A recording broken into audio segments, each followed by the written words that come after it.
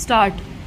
Mr. Goswami, learned senior counsel for the appellant, urged that respondent number 6 was neither eligible nor qualified to be appointed as EDBPM, and she was therefore rightly ignored by the authorities, drawing the attention of the court to the notification issued by the authorities.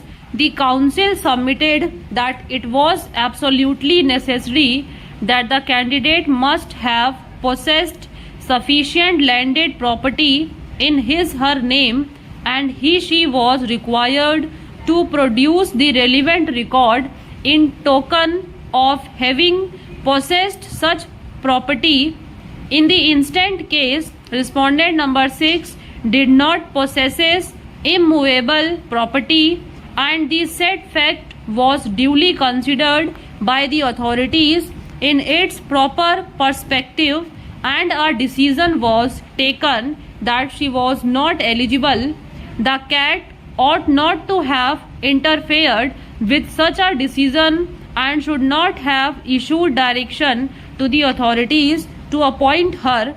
The order therefore deserves to be set aside. It was also argued that a totally irrelevant and extraneous factor was kept in mind by CAT of marks obtained by two candidates at the matriculation examination. The counsel submitted that the necessary educational qualification was passing of matriculation examination and not marks obtained in the said examination. Once a candidate is eligible, his case is required to be considered in accordance with the guidelines and norms fixed by the department. It was also contended that a direction was issued by CAT to appoint respondent number 6. No such direction could have been issued by CAT, even if it was satisfied that the action taken by the authorities was not in consonance with law. The limited direction which could be issued could be to set aside the decision taken by the authorities and to consider the matter afresh in accordance with law.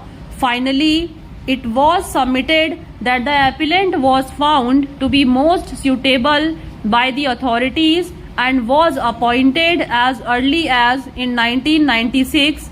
About 80 years are over and she is working as EBDPM.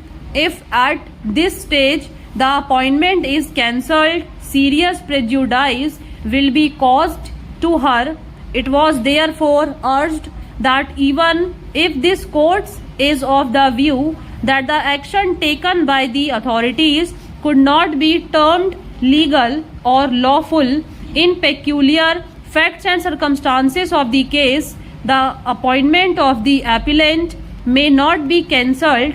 Mr. Amit Singh, the learned counsel for respondent number 6, on the other hand, supported the order passed by the tribunal and confirmed by the High Court. It was urged that respondent number 6 was eligible and qualified. She possessed agricultural property as per the requirement of the notification. Referring to the conditions in the notification issued by the department, the counsel submitted that respondent number 6 fulfilled all the conditions mentioned in the notification.